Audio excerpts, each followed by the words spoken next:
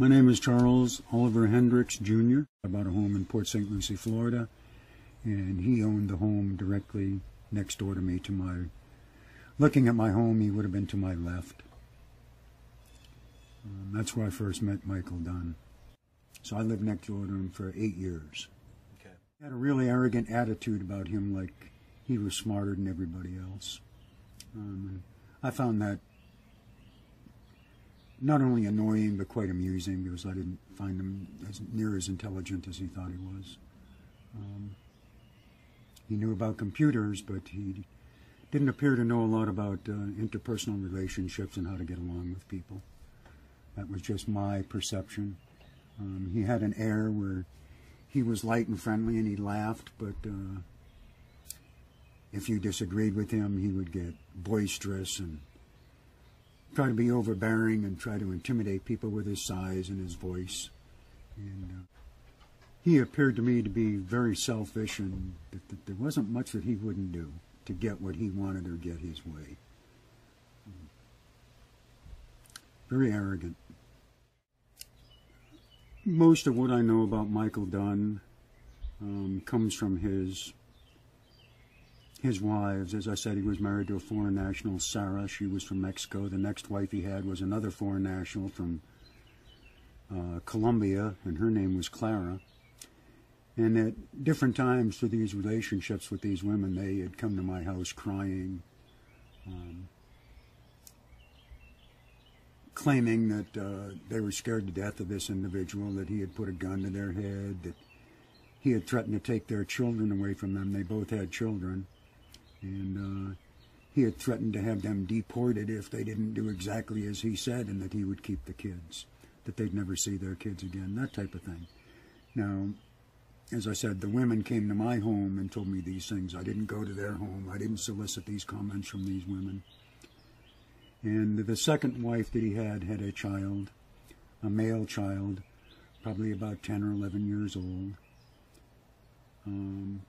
And he was terrified of this guy. And he used to come to my house and hang out at my house just so he wouldn't be there.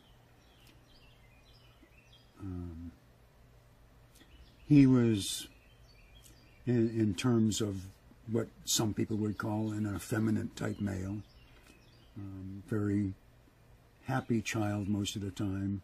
He was more interested in laughing and having a good time than being serious, and Michael Dunn didn't appear to like that. He wanted this kid to be like him, and and when the kids started coming to my house and telling me how afraid he was, I started to have issues with Michael Dunn. Did you see signs of physical abuse, or was it just psychological torment? Well, I had seen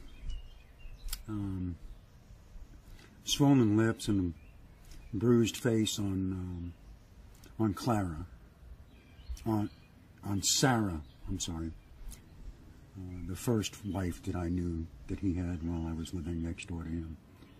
And she had come to me crying one day, saying that they had had a real bad fight about drugs, and he had threatened to blow her brains out. And I asked her, I said, well, where's the gun? And she told me where the gun was. So I went in his home and I took his gun. And I brought it over to my house and I hid it. And I told her, when you feel like you're safe, you let me know and I'll give it back. But until you let me know that you're no longer worried about him hurting you, this gun stays here. How did that work? I kept the gun probably a couple of weeks, and then she finally came to me and said that she was afraid he was going to find out his gun wasn't there anymore. Would I put it back?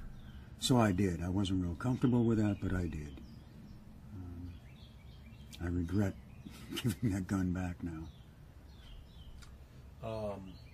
The second wife had said the same thing, that he had put the gun to her head and that she was terrified of him. She didn't know what she was going to do. He was threatening to have her deported if she didn't do what he told her to do. One of the incidents that she relayed to both my wife and myself was that he had forced her to go to a sex club in Fort Lauderdale and participate in some activities of this club that she really didn't want to do. But again, it was one of those things where she was so afraid of this guy, she was going to do whatever she did to protect her son. He, like a lot of people, smoked marijuana. Occasionally he did cocaine. This I know for a fact. I've seen him snort cocaine. And she had taken his pot and hid it from him one day, and he went ballistic.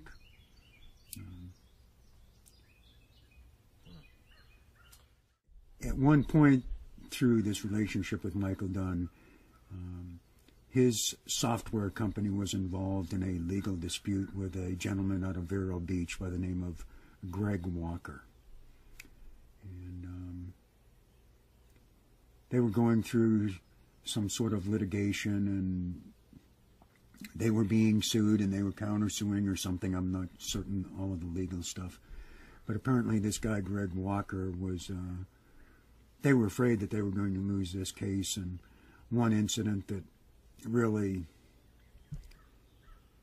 bothered me and I didn't know what to do was him approaching me in front of another guy and saying, you know, this guy, Greg Walker, he's got to go.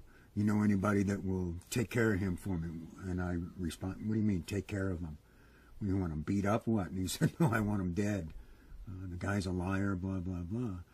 And I said, no, I don't know anybody, and I really am not interested in this conversation.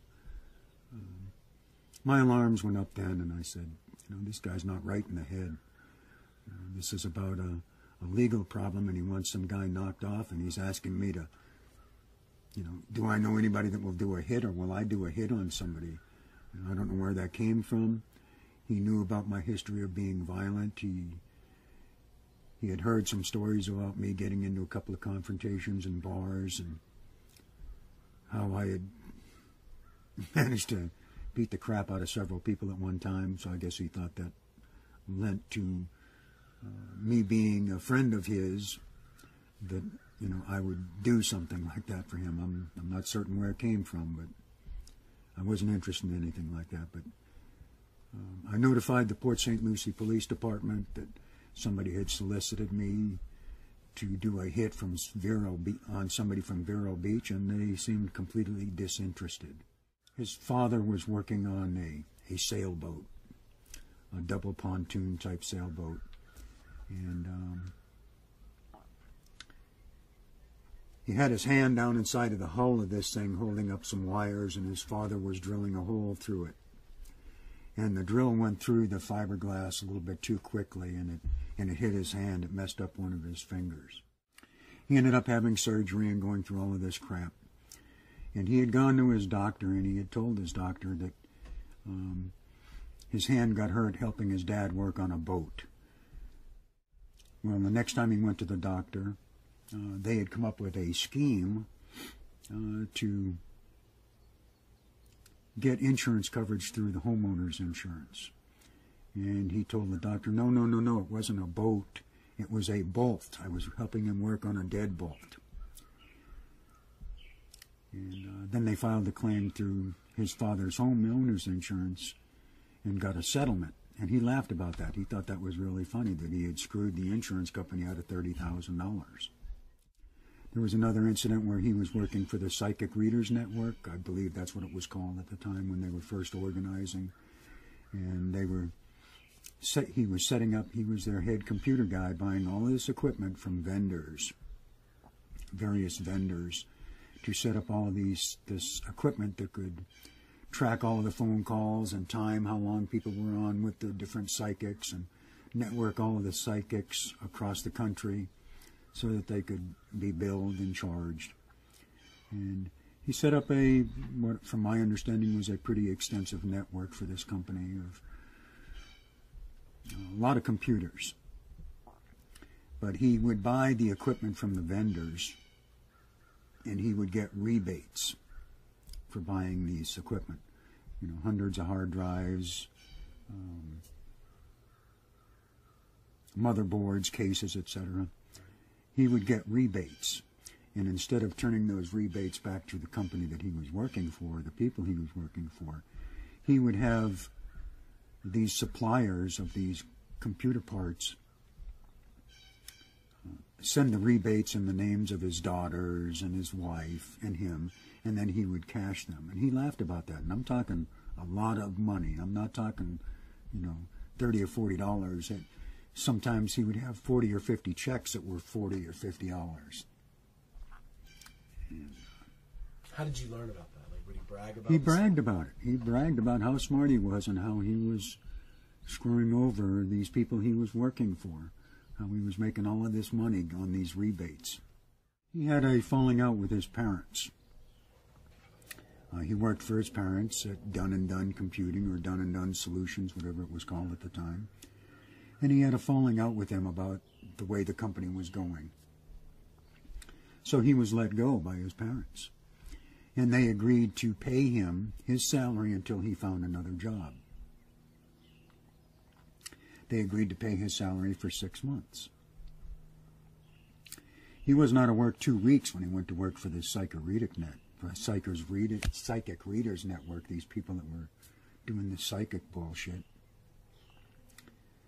And he never told his parents. So after 6 months, they stopped paying him. But, you know, I mean, here's a guy that's going to screw his parents, take $1,000 a week from his parents, from their business, while he was working for somebody else and never tell him. He thought that was pretty funny, too, how he was screwing over his dad.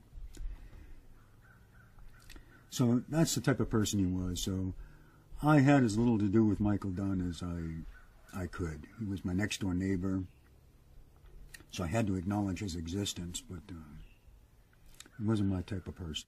When we would have disagreements about politics or whatever, inevitably he would end up jumping up and standing up and, you know, marching around like, you know, he wanted to beat the world's butt.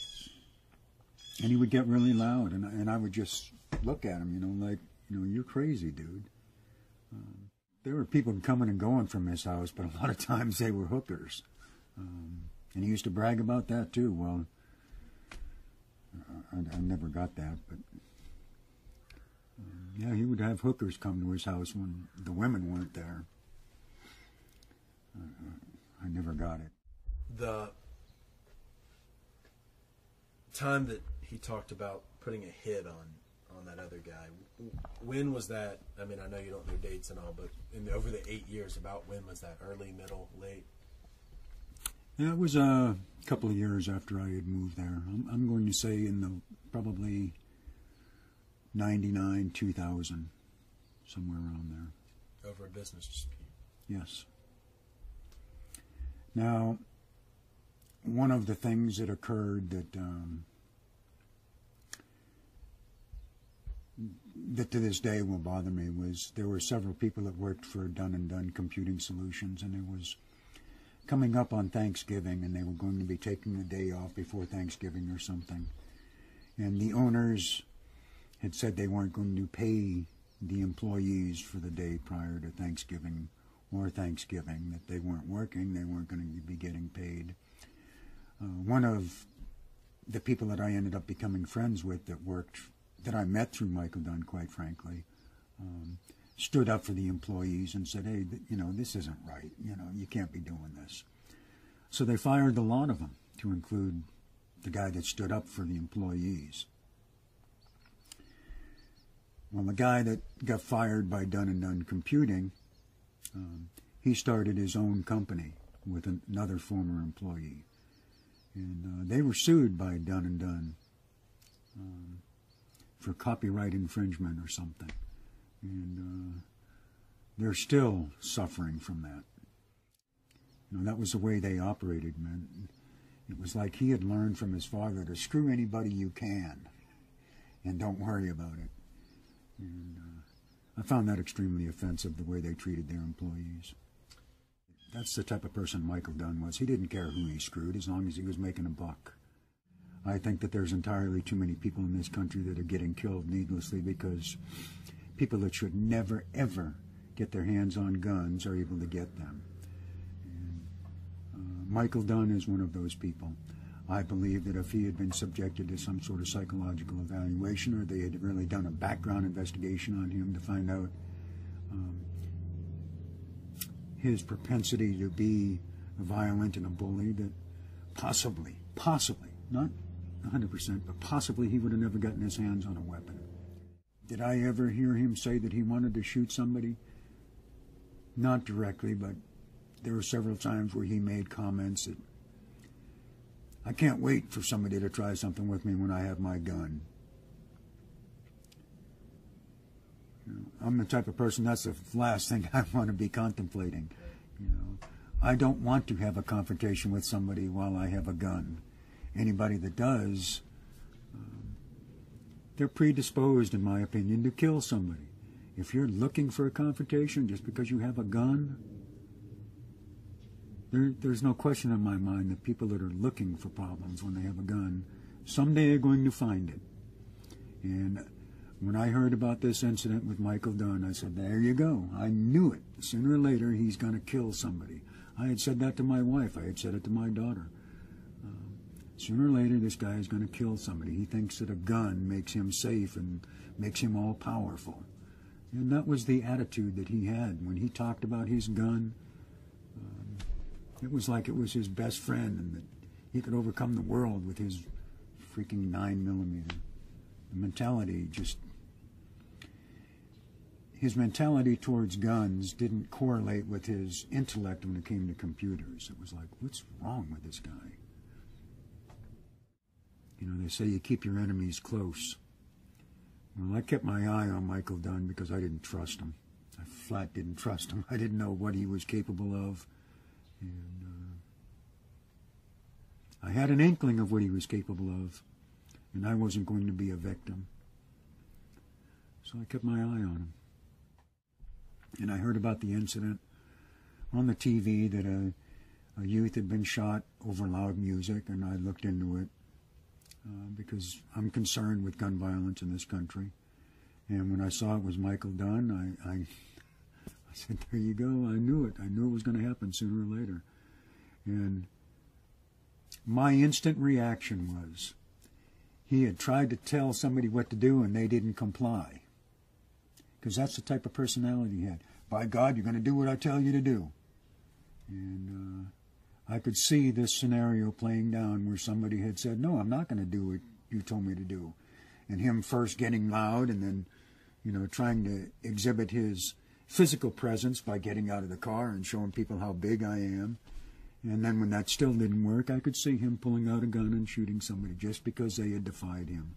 That was his personality. You're going to do what I tell you or I'm going to make you miserable. I don't think that he called the police because he knew he was wrong, quite frankly. He knew he was wrong and he figured, well, I'll take the chance that I'm going to get away with it. I'll take the chance that nobody saw anything. Once it hit the news that they had a description of the vehicle, he knew he was going to get caught, so of course he's going to turn himself in. I believe that when he left, he thought that he was going to get away with it, and that if somebody hadn't gotten the description of the vehicle and the license number, he would have never come forward. There's no question he would have never come forward and say, hey, you know, I didn't mean for this to happen, but it happened. There's no way. I run over a squirrel on the road and I feel guilty for days. Now how somebody could load a gun into a car and then go eat pizza is beyond me. I just don't get that. He believed, in my opinion, he believed that black people and Hispanics were beneath white people, that this country was being taken over, and that white people needed to stand up.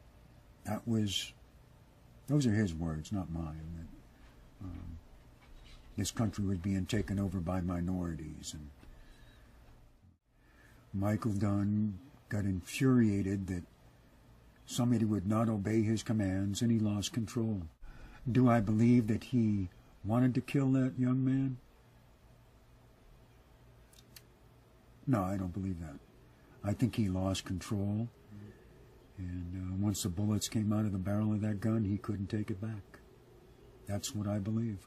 He got so infuriated that somebody would defy him that he finally lost control. I also believe, I don't know whether anybody did a blood test or an alcohol test on him, I also believe that drugs were probably in his system that helped to accelerate that, most likely cocaine. That's what I believe. I believe that he was high, either on alcohol or cocaine, and lost control because somebody defied him. I think that he lost control. He got so infuriated that somebody would defy him and not do as he demanded. He pulled out a gun and shot that kid. That's what I believe. I have 3 children. And I can only imagine what Jordan Davis's parents are feeling and what they went through. My worst nightmare is something like this happening to one of my children.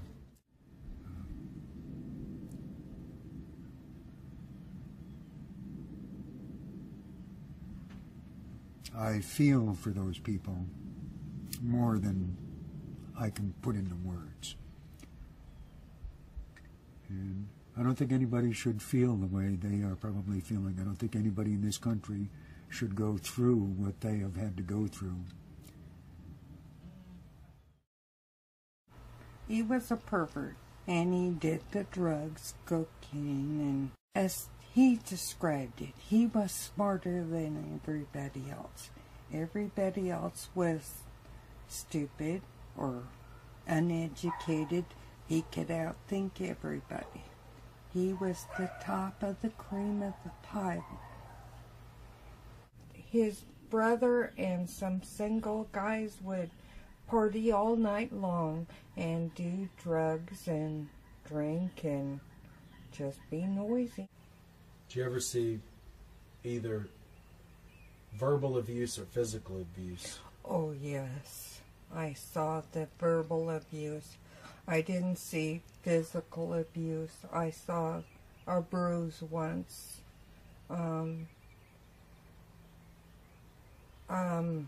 But I certainly saw heard the verbal abuse. Did you hear it directly from Michael, or that she would Oh, relay? yes. Oh, yes. Tell me about some of that. He would always tell her she was too stupid, or she was too flirty, or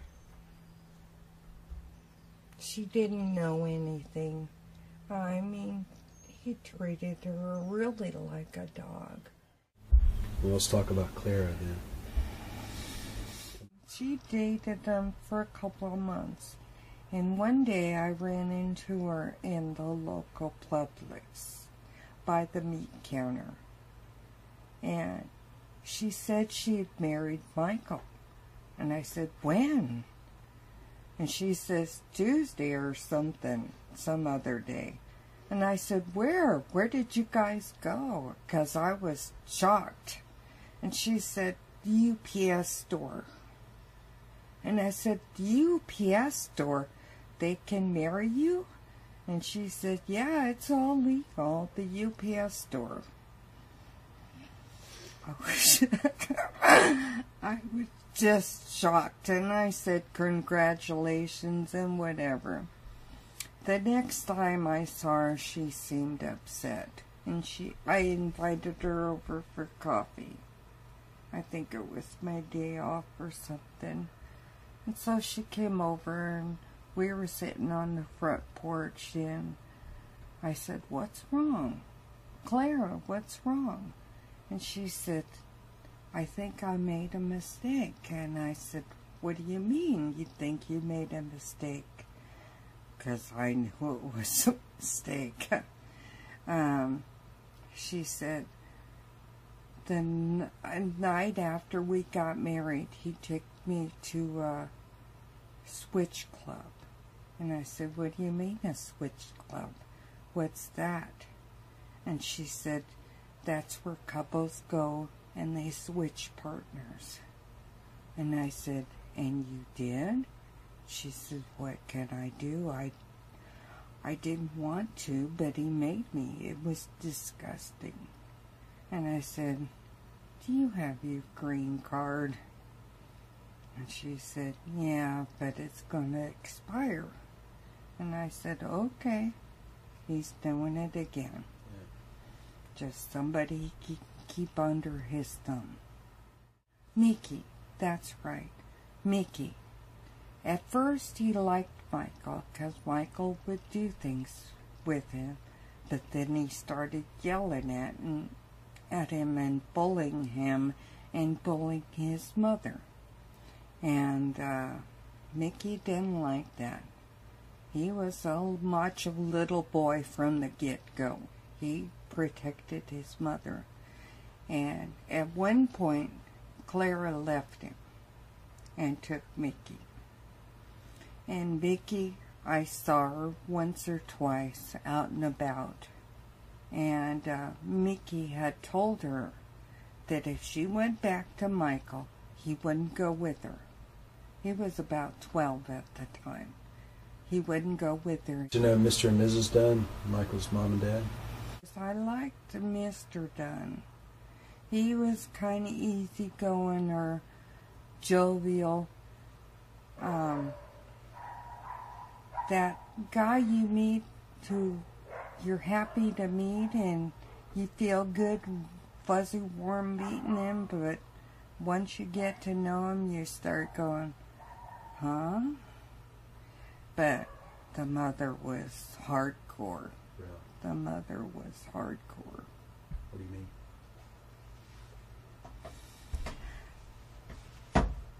She didn't like anybody.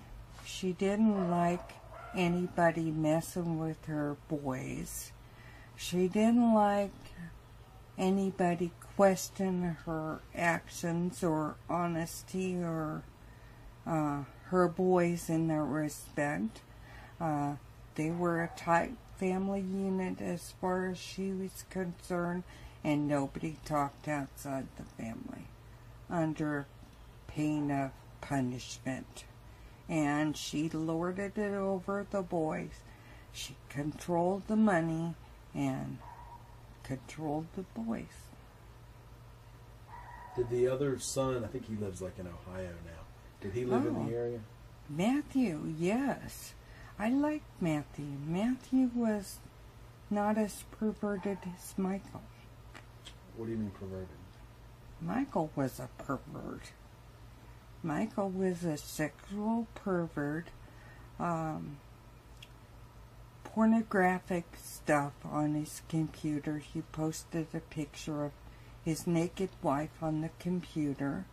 Oh, yes, didn't Chuck tell you that? Mm-hmm. Oh, yes. And she found it, and he said, "What's the problem?" Chuck confronted him about it, I think, and he was all into this pornographic stuff, and that's why the switch hit clubs or whatever, right, whatever you call them. And Clara and both Sarah said that he made them do things that they wouldn't even repeat in public. Wow. Both of them. He was a pervert, and he did the drugs, cocaine, and as he described it, he was smarter than everybody else. Everybody else was stupid or uneducated. He could outthink everybody. He was the top of the cream of the pie. But he wasn't.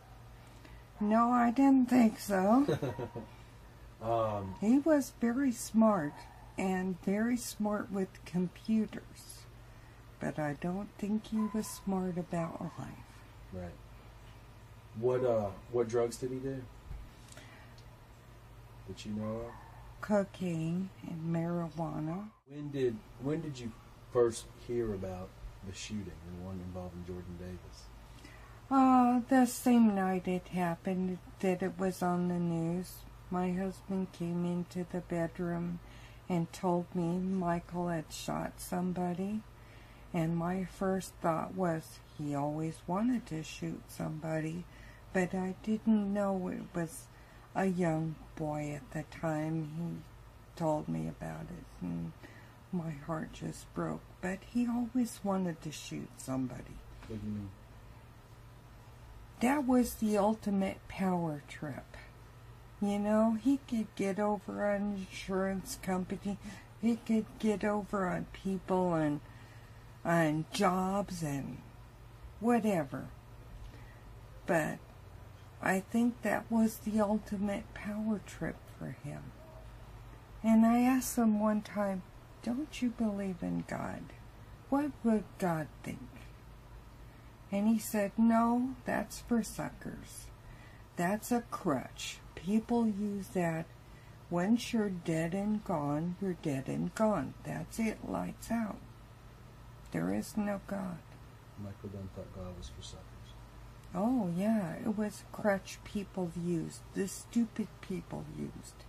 Get what you can now.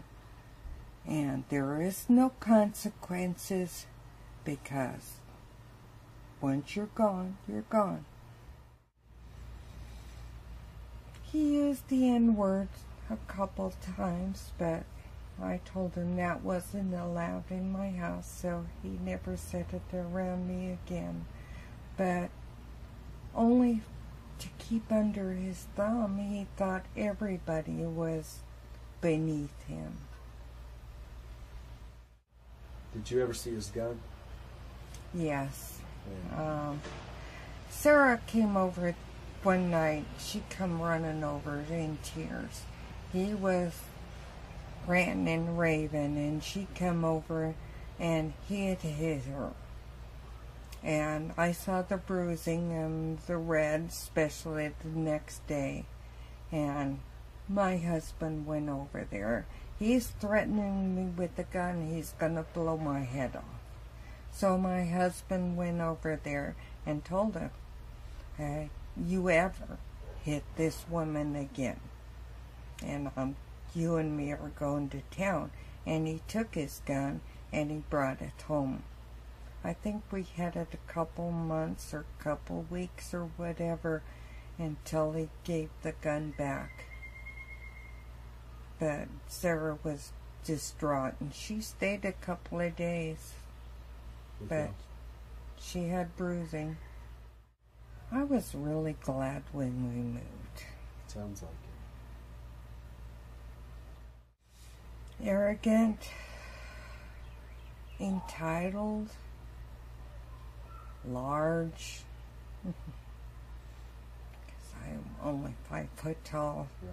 overbearing, abusive, perverted, smart, intelligent, thinks he can do whatever he wants to do and will get away with it.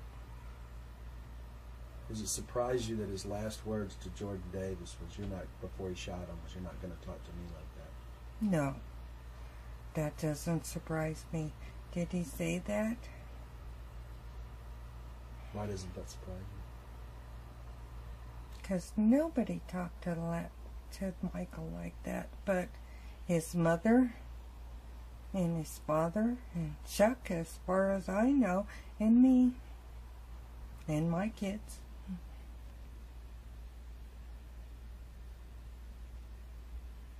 He went back to the hotel after killing Jordan and ordered pizza and didn't call the cops.